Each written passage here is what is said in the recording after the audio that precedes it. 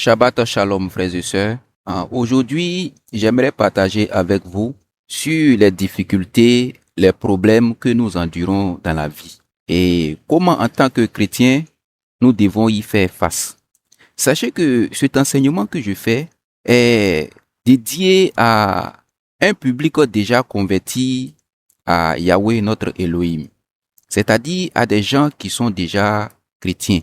Mais avant, lisons la parole de Dieu, l'histoire du serpent des reins dans la région d'Édom, dans la Bible. Nombre chapitre 21, versets 1 à 9. Cependant, le Cananéen, roi d'Arad, voisin du désert, apprit qu'Israël s'avançait par le chemin d'Atarin. Aussitôt il prit les armes contre Israël et il lui enleva quelques prisonniers. Israël fit alors un vœu à Yahweh, disant: si tu me livres ce peuple qui est sous ma main, je l'anathematiserai, c'est-à-dire condamnerai, lui et ses villes. Yahweh entendit la voix d'Israël et il lui livra le Cananéen. Israël de son côté l'anathematisa, condamna, lui et ses villes, et il donna à ce lieu le nom d'anathème. Ils levaient ensuite leur camp de la montagne de Hor pour quitter le chemin de la mer Rouge et tourner autour d'Édom. Mais dans ce voyage, le peuple défaillit. Il injuria Elohim et Moïse, disant: qu'allons-nous devenir? Tu nous as tirés de l'Égypte pour nous faire mourir dans le désert où il n'y a ni pain ni eau. Notre âme se révolte contre cette maigre manne dont nous sommes nourris. Alors Yahweh envoya contre le peuple des serpents dont le venin était mortel. Et il mordit le peuple, et une multitude des fils d'Israël périt. Et le peuple alla trouver Moïse, disant: nous avons péché, nous avons injurié Yahweh et toi. Prie donc Yahweh qu'il éloigne de nous les serpents. Moïse pria Yahweh pour le peuple, et il dit à Moïse: fais un serpent et pose-le en haut d'une enseigne. Quand un serpent mordra un homme, quiconque sera mordu et regardera ce signe vivra. Moïse fit donc un serpent d'airain qu'il plaça en haut d'une enseigne. Et quand un serpent mordait un peuple, celui-ci regardait le serpent d'airain et il vivait. Amen. Lorsque nous sommes chrétiens, il nous arrive de vivre des situations difficiles. Et accablés par ces difficultés, nous murmurons contre Yahweh, comme le relate cette histoire du peuple d'Israël dans la Torah, dans la Bible. Quand nous sommes dans le monde, c'est-à-dire que pendant que nous vivons la vie de pécheurs, on a l'impression que tout va mieux pour nous. On a l'impression que nous sommes mieux, nous sommes bien. Mais il arrive que, après qu'on ait décidé de fréquenter une communauté religieuse, ou après que nous ayons accepté de faire la paix avec Dieu et fréquenter une église, on a l'impression que des difficultés sont au devant de nous. On a l'impression que notre vie d'avant était bien meilleure que notre nouvelle vie de chrétien. N'est-ce pas? Alors voyez-vous, ce peuple choisi et béni d'Elohim, à sa sortie d'Égypte, fit face à de nombreux défis. La faim, la soif, l'idolâtrie, les guerres, etc. Il en est de même pour nous aujourd'hui, en ce présent siècle. Les époques ne sont plus les mêmes, c'est vrai, mais les problèmes sont identiques. Aujourd'hui, nous vivons encore des guerres. Il y a encore des zones, nous vivons encore la famine, l'idolâtrie aussi. Et aussi, on vit aussi le rejet des membres de nos familles, de nos amis, etc. Sachez une chose, je vais vous dire une vérité. Si nous sommes véritablement convertis et avons-nous décidé de vivre selon la volonté de Dieu, en observant ses commandements, en marchant selon les ordonnances et alliances de Dieu, nous serons toujours victimes de ces maux jusqu'à la fin des temps. Nous serons toujours persécutés. Nous allons toujours rencontrer des difficultés si nous sommes véritablement convertis à Dieu. Car voici la parole de Yehoshua Mashiach à ce propos. Lisons le livre de Michée. Michée chapitre 7, versets 5 à 6. Il est écrit: Ne vous fiez pas à vos amis, n'espérez pas en vos princes. Garde toi-même de ton épouse et ne lui confie quoi que ce soit. Car le fils outragera le père, la fille se révoltera contre sa mère, la bru contre sa belle-mère. L'homme aura pour ennemi tous ceux de sa maison. Voyez-vous? Alors, aujourd'hui là, lorsque des gens décident de faire la paix avec Dieu, lorsque des gens décident de suivre Dieu, d'entreprendre une nouvelle vie en Christ, n'est-ce pas, ces personnes font face à ces difficultés qu'on vient de citer. Souvent, il y a des problèmes avec le père, il y a des problèmes avec la mère, les membres de la famille qui ne sont pas d'accord avec la nouvelle vie que vous avez épousée, n'est-ce pas? Alors que Dieu l'a dit, Dieu l'a prédit depuis le début, n'est-ce pas? Donc nous vivons ces difficultés, c'est la parole de Dieu qui s'accomplit. Alors on continue, lisons ici dans le livre de Luc, Luc chapitre 21, versets 9 à 19. Quand vous entendrez parler de guerre et de soulèvement, ne soyez pas effrayés, car il faut que ces choses arrivent premièrement. Mais ce ne sera pas encore la fin. Alors il leur dit: une nation s'élèvera contre une nation, et un royaume contre un royaume. Il y aura de grands tremblements de terre, et en divers lieux des pestes et des famines. Il y aura des phénomènes terribles et de grands signes dans le ciel. Mais avant tout cela, on mettra la main sur vous et l'on vous persécutera. On vous livrera aux synagogues. On vous jettera en prison. On vous mènera devant des rois et devant des gouverneurs à cause de mon nom. Cela vous arrivera pour que vous serviez de témoignage. Mettez-vous donc dans l'esprit de ne pas préméditer votre défense, car je vous donnerai une bouche et une sagesse à laquelle tous vos adversaires ne pourront résister ou contredire. Vous serez livrés, même par vos parents, par vos frères, par vos proches et par vos amis, et ils en feront mourir plusieurs d'entre vous. Vous serez haïs de tous à cause de mon nom, mais il ne se perdra pas un cheveu de votre tête. Par votre persévérance, vous sauverez vos âmes. Amen. Voici la prophétie du Seigneur Jésus-Christ de Nazareth, Yehoshua Mashiach, lui-même qui parle à ses disciples, qui s'adresse à ses fidèles, c'est-à-dire aux brebis, n'est-ce pas? Alors, voyez-vous, ici, Le plus dur, ce n'est pas la tentation elle-même dont nous sommes victimes. C'est-à-dire, le plus dur, ce n'est pas les difficultés que nous traversons. C'est-à-dire la faim, le rejet, l'humiliation que nous subissons, les guerres qui nous environnent de partout. Ce n'est pas ça le plus dur.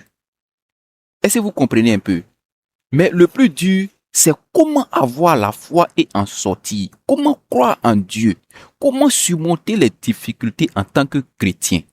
Nous sommes chrétiens. Ces problèmes-là vont arriver. Mais vous avez vu que dans le verset 19, l'Éternel dit, par votre persévérance, vous sauverez vos âmes. Le plus dur, c'est comment persévérer. Comment avoir la foi. Comment rester debout jusqu'à la fin. C'est de ça qu'il est question. Est-ce que vous comprenez? Amen. Alors, continuons. Lisons la parole de Yahweh dans l'épître de l'apôtre Paul aux Corinthiens. C'est-à-dire 1 Corinthiens chapitre 10, verset 13.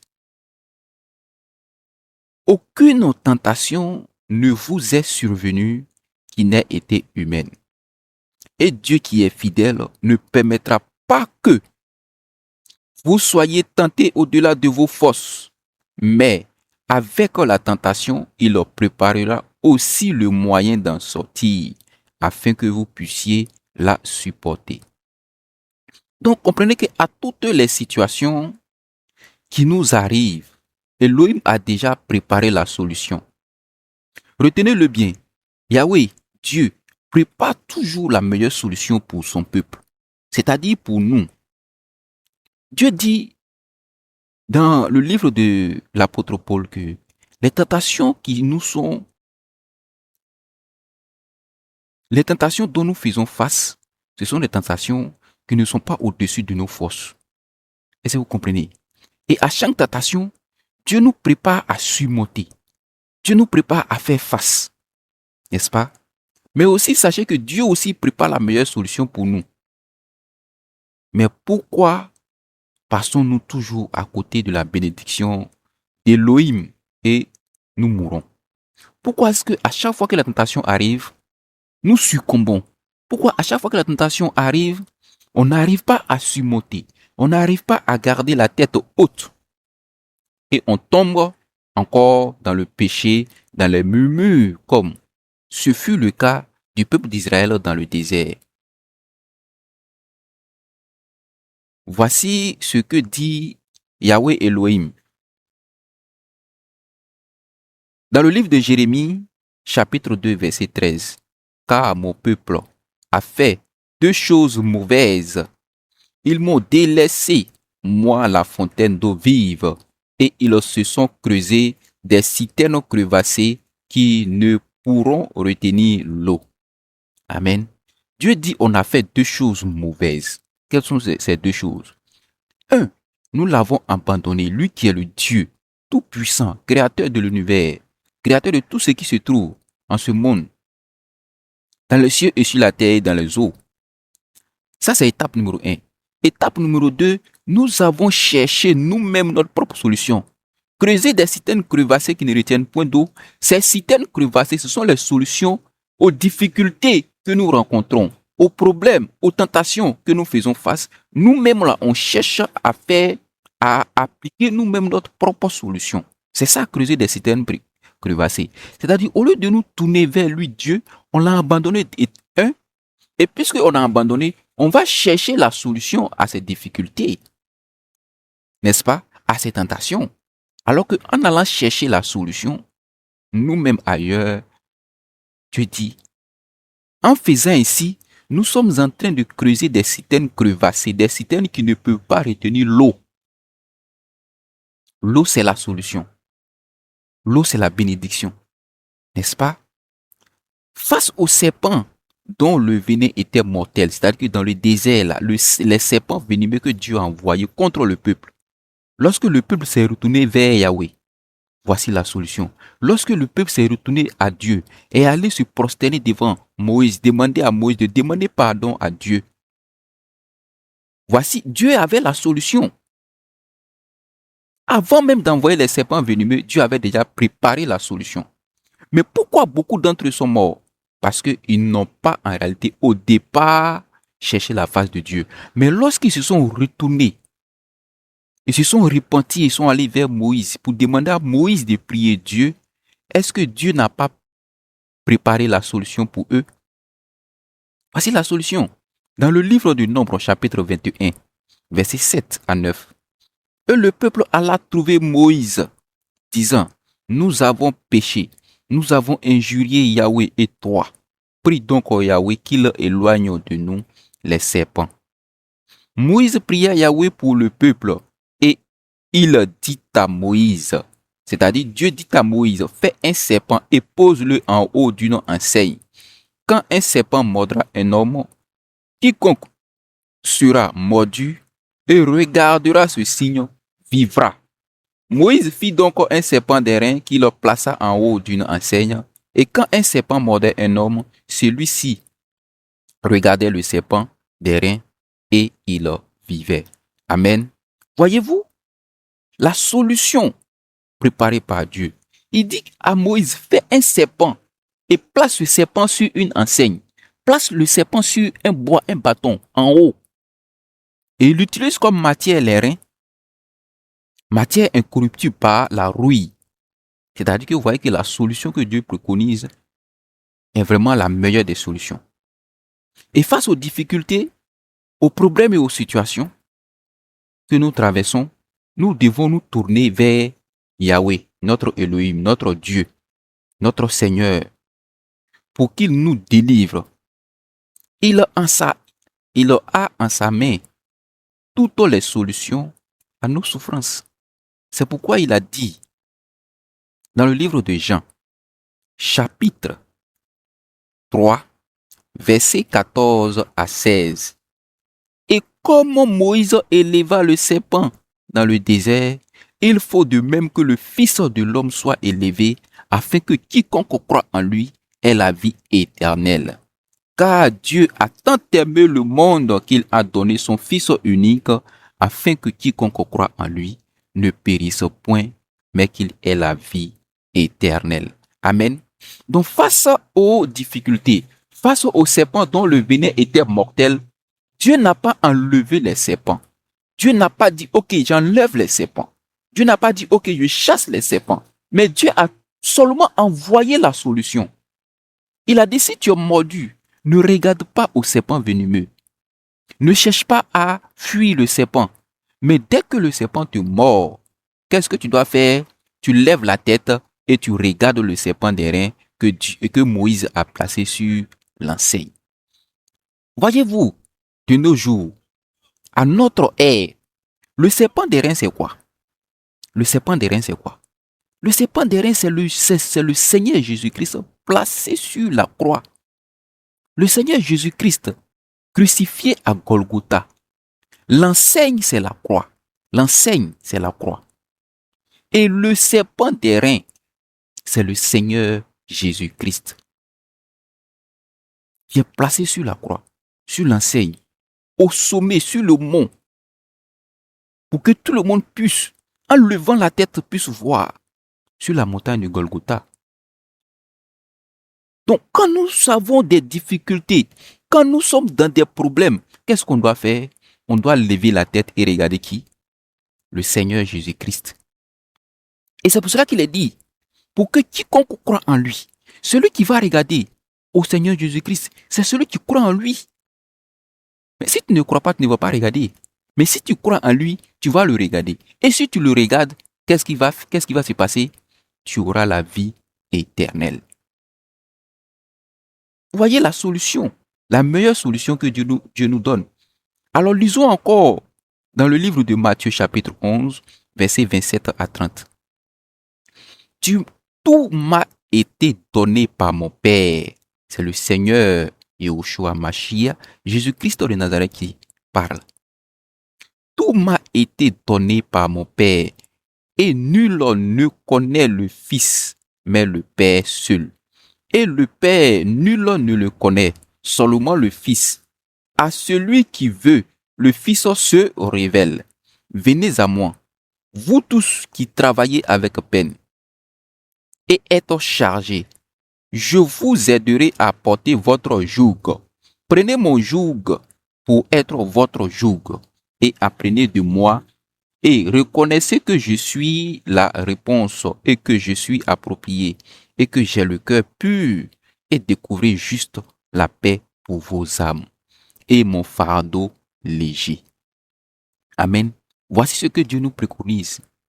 Face aux difficultés que nous traversons, le Seigneur Jésus-Christ dit, venez, portez mon joug qui est léger. Venez, je vais vous donner du repos. Ici, la solution de Jésus-Christ, c'est lui-même qui nous donne du repos. Nous sommes fatigués. Lui, il nous donnera du repos, car il est la solution. Tout lui a été donné. Tout lui a été donné. C'est-à-dire quoi?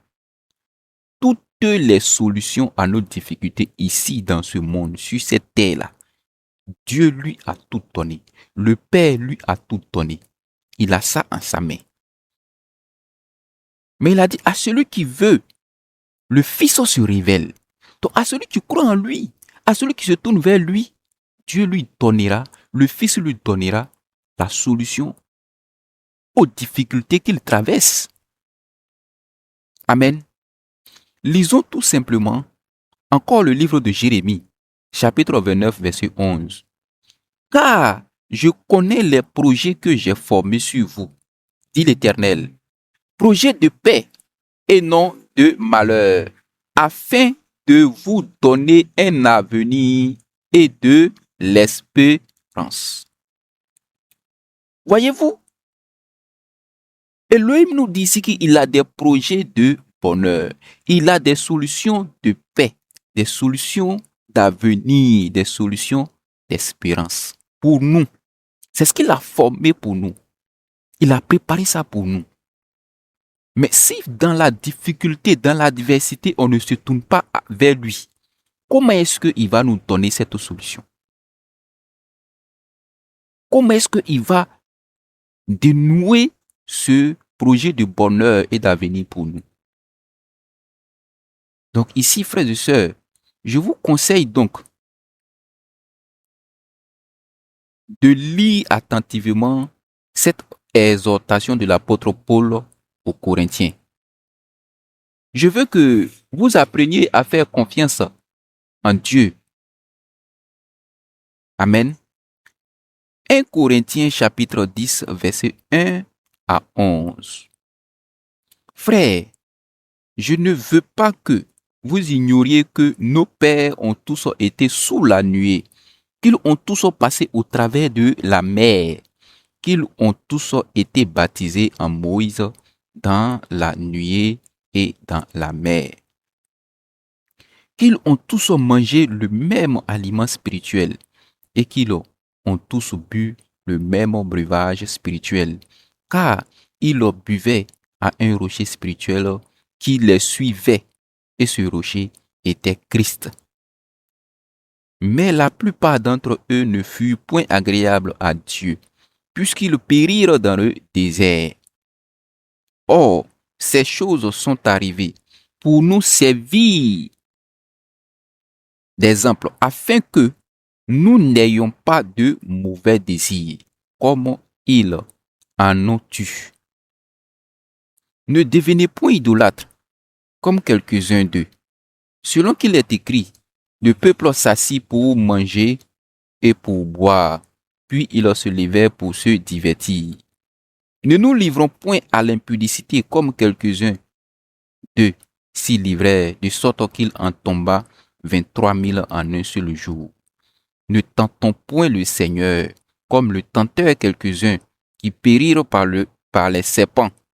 Ne murmurez point, comme murmurèrent quelques-uns d'eux qui périrent par l'exterminateur.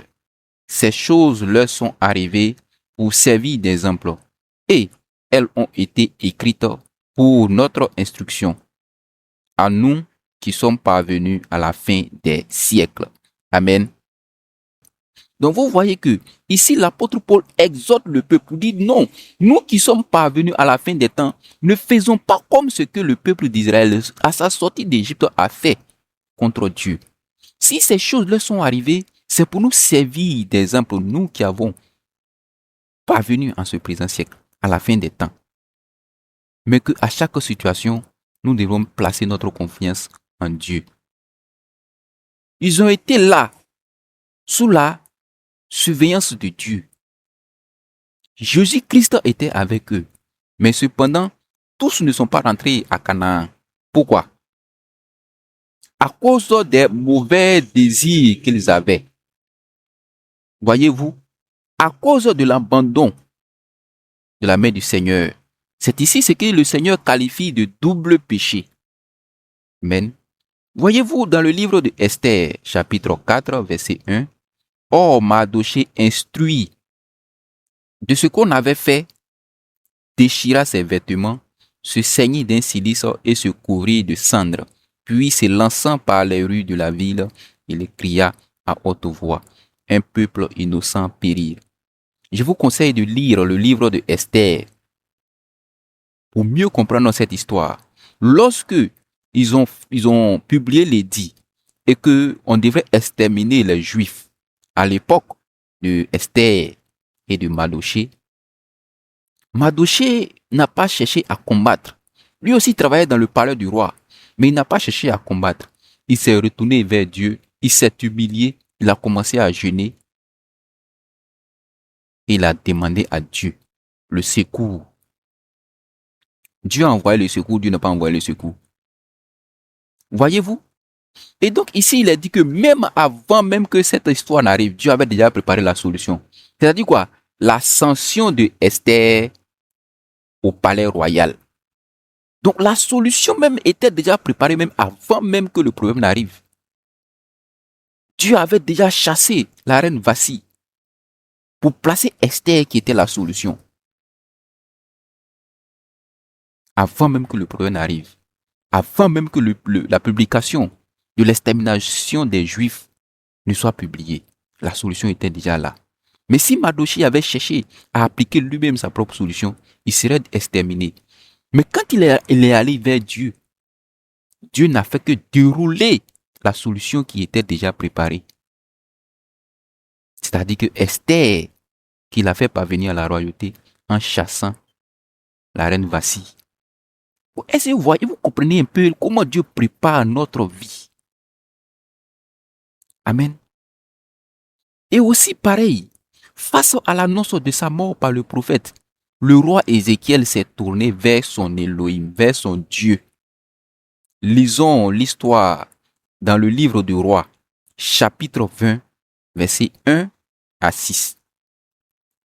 En ces jours-là, Ézéchias tomba malade d'une maladie mortelle. Le prophète Ésaïe, fils d'Amos, l'alla trouver et lui dit, « Voici ce que dit le Seigneur.